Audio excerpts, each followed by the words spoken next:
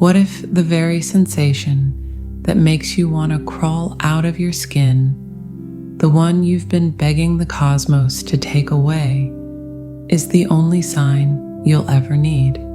Let's cut through the noise.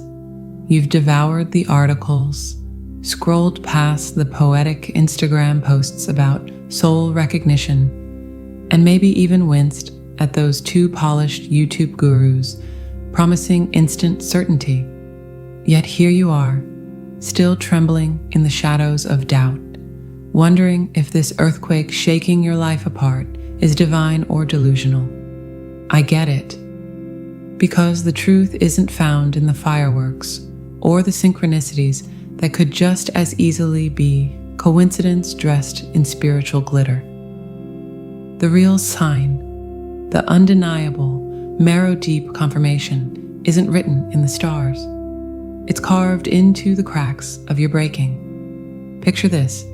You're standing knee-deep in what feels like emotional quicksand. Your palms sweat. Your throat tightens.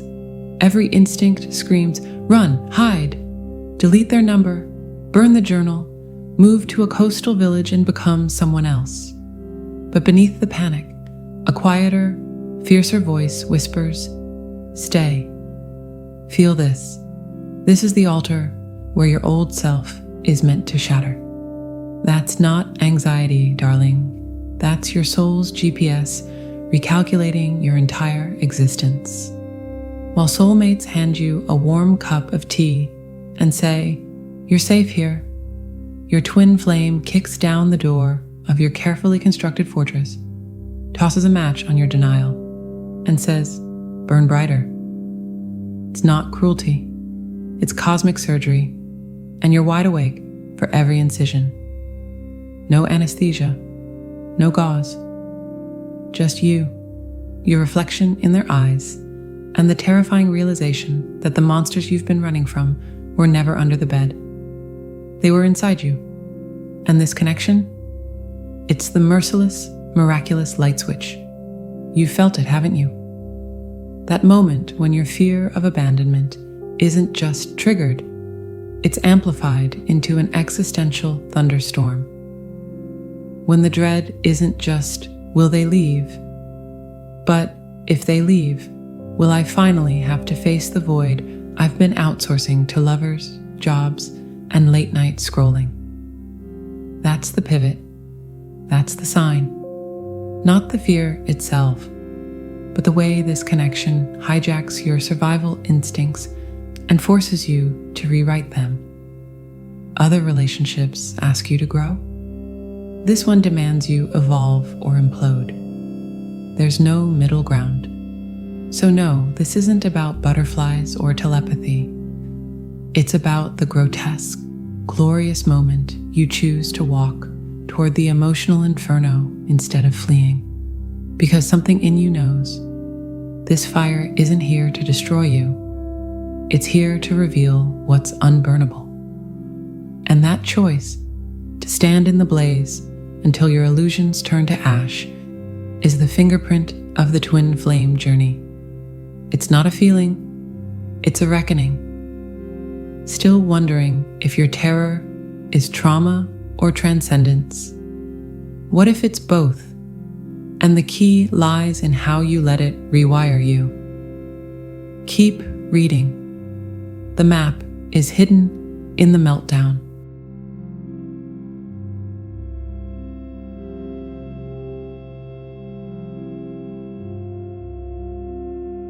Let's talk about fear. Not the garden variety anxiety about unpaid bills or awkward first dates. No, the kind that scrapes your insides raw. The primal tremor that makes your bones feel like glass about to shatter. You know the one. That moment when your twin flame connection holds up a mirror so ruthlessly clear. You don't just see your wounds. You feel the scalpel of truth slicing through every lie you've ever told yourself. That very fear, the one that makes you want to flee the country and change your name, is the 100% sign you've been begging the universe for. Think of it like this. Most relationships gently nudge you toward growth. A soulmate might hand you a bandage for your old scars. A karmicus partner? They'll poke the bruise to remind you it's there. But a twin flame? They don't hand you a bandage. They don't even poke the bruise. They rip off the bandage you've been hiding under for decades, pour salt in the wound, and then hold your gaze while you tremble. It's not cruelty, it's divine surgery. And the anesthesia? Yeah, there isn't any. You're wide awake for every excruciating, magnificent second. You felt it, haven't you? That icy flood in your veins when they reflect back a shadow you buried so deep you forgot it existed. Abandonment, unworthiness, the choking fear of being truly seen. But here's where the mystery deepens. This isn't just feeling fear. This is your entire relationship with fear undergoing a cosmic software update. Old versions deleted, new code installed, reboot required. The sign isn't the fear itself, it's what the fear does to you. It's the undeniable, almost violent compulsion to walk straight into that abyss because something deeper than your survival instinct is screaming, "This is why you're here." Picture standing at the edge of a cliff. Your logical mind is frantic. Back away, self-preservation, danger. But your soul is already mid-air, whispering, "Jump. The net will appear. Actually, forget the net. You'll grow wings on the way down." That's the twin flame alchemy. It forces a choice. Cling to the crumbling ledge of your old self, or free fall into the terrifying, liberating unknown. And you choose the fall, not once, again and again. Why? Because staying small suddenly hurts more than the fear of shattering. But how do I know this isn't just trauma or codependency? Here's the difference. Trauma says run, protect yourself at all costs. Codependency whispers, fix them so you feel safe. But the twin flame fear, it roars, sit, stay, feel this. Stop outsourcing your wholeness. It's not about them. It's about you confronting the dragon guarding your own soul's treasure. They're just the infuriatingly perfect mirror forcing your eyes open. Remember that childhood fear of the dark. How monsters lurked in every shadow. Meeting your twin flame is like finally switching on the light and realizing the monster was just your own reflection, distorted by fear. The darkness wasn't the enemy. Your refusal to look was. This connection flips the script. Fear stops being a stop sign and becomes a GPS. It doesn't vanish, it transforms. That gut-churning terror of abandonment. It becomes a sacred boundary, the dread of unworthiness. It fuels radical self-love. The fear isn't healed. You evolve beyond letting it drive the car. You move to the passenger seat, then the back seat. Eventually, you realize you are the car and the road and the sky above it. Yeah, it gets meta. Your soul signed you up for this boot camp. Blame past you. Jokes aside, because if you don't laugh at the absurdity of sobbing on your kitchen floor at 3 a.m. over someone who feels like your missing nuclear reactor, you'll crumble. This is serious soul work. It rewires you, permanently. Long after the euphoric high of recognition fades, long after the synchronicities stop feeling like cosmic winks. This remains, a bone-deep knowing that you faced your deepest existential terror, not despite the connection, but because of it, and emerged fundamentally unshackled. That's the fingerprint. That's the 100% sign, not a feeling, a state of being. So, the next time that familiar dread rises like a tidal wave, when your palms sweat, your throat closes, and every cell begs you to block their number and move to a yurt in Mongolia, pause. Breathe. Ask yourself, is this fear asking me to run? Or is it the universe asking me to finally stand my ground and rewrite my soul's operating system? If it's the latter, congratulations, brave one. You've found your mirror, your catalyst, your perfectly frustrating, divinely assigned, wrecking ball of love. And the wildest part, this terrifying, glorious freefall is just the prologue. What happens when fear stops being the enemy and becomes your most trusted ally? When the dragon you fought reveals itself as the wisdom that was yours all along. Stay with me. The real magic begins right after you stop running.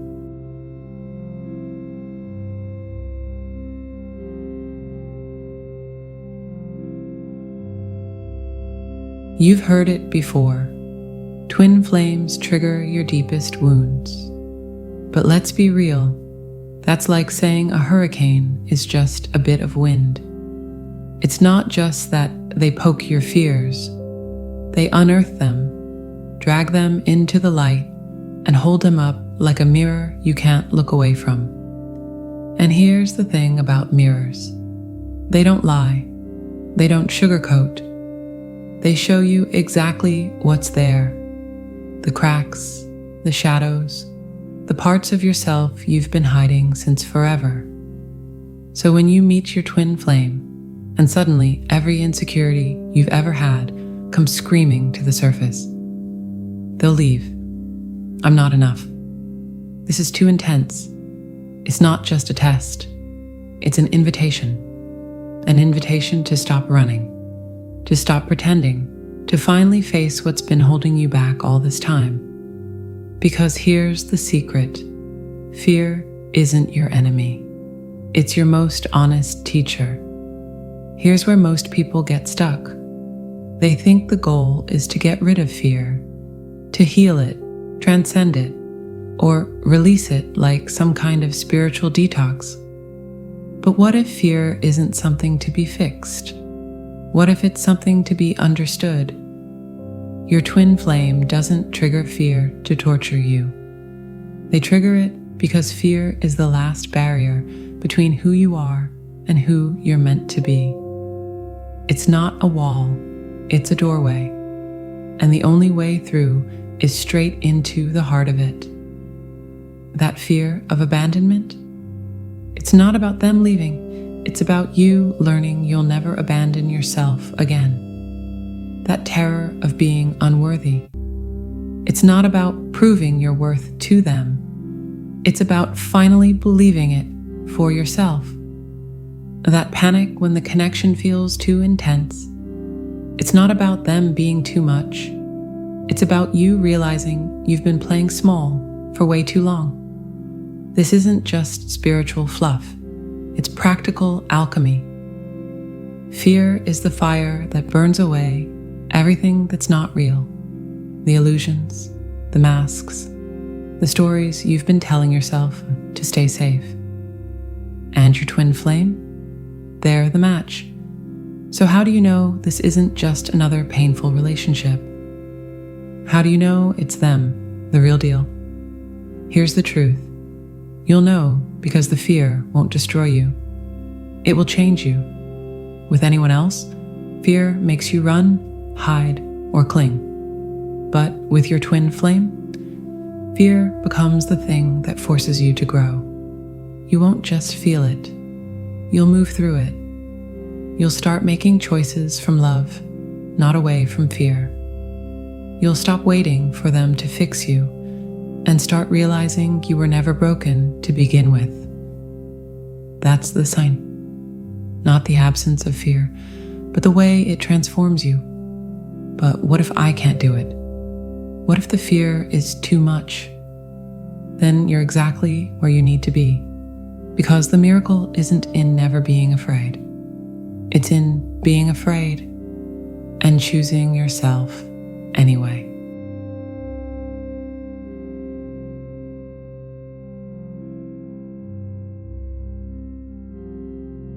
So here you stand, not at some glittering summit where angels hand you a mission-accomplished banner, but in the tender, twilight space between who you were and who you are becoming. That relentless fear, the one that once threatened to swallow you whole? Look closer. It wasn't a monster, it was the chisel and your twin flame, merely the hand that steadied it against the marble of your resistance. You've felt the shift, haven't you? That subtle but seismic rerouting in your nervous system, where the old terror of abandonment no longer sends you spiraling into frantic texts or midnight ice cream binges, but instead quiets you. It becomes a sacred pause, a whispered reminder, this ancient ache, not a warning to cling, but an invitation to root deeper into my own worth. That's the alchemy no one mentions. Your deepest fears don't vanish. They become your most intimate advisors, like storm clouds that once promised destruction, now rolling in only to water the gardens of your resilience. Think of it like this. Imagine spending years convinced gravity was your enemy, fighting every stumble, cursing every fall.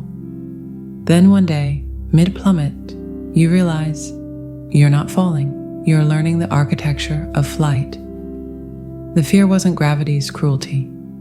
It was your soul's friction against a new atmosphere. This connection didn't give you wings. It revealed you were born with them, and all that terror? Just the sound of feathers finally unfurling. But what if they never come back? What if this was all for nothing? Darling, listen. The real miracle wasn't finding them. It was finding yourself reflected in their chaos. The runner-chaser dynamic, merely a cosmic game of tag where the prize was never catching them, but catching up to the version of you that could stand alone, yet choose togetherness from wholeness, not hunger. Whether they return in this lifetime isn't the point. The point is you no longer need them to complete a sentence you've learned to speak yourself. So let's lay down the old maps, the ones marked destination, twin flame union, or bust. They were always decoys. The true terrain, your own inner wilderness, the forests of forgotten courage, the rivers of unshed grief, the fault lines where your truth finally ruptured the surface. And that trembling in your hands when you think of them? Not weakness, tremors of creation. You're sculpting a new world from the raw material of your own broken open heart. Yes, the path left bruises, scorched earth where old identities burned away. But press your palm to those tender places. Feel the hum. That's not pain echoing, that's frequency. The signature vibration of a soul that stared into its own abyss and sang back. You haven't lost a thing. You've shed costumes, and beneath them, not a perfect, polished saint, but a gloriously flawed, fiercely loving human who finally recognizes their own reflection without flinching. So breathe, deeper than you have in months. Taste the air? It's sweeter here, lighter, because the anchor of that old gnawing uncertainty, was it real? Was it them? Has dissolved. You carry the answer in your bones now. Not as a theory, but as a texture, the way your stillness feels sturdier, the way your joy rings clearer, untethered from their presence, the way your boundaries flex like living roots, not fortress walls. This is your 100% sign, not a certificate from the universe, not their whispered promises, but the unshakable knowing as natural as your next breath, that you'd walk through that fire again, not for them, but for you, for the masterpiece that only those flames could reveal. And the most breathtaking part, this isn't an ending.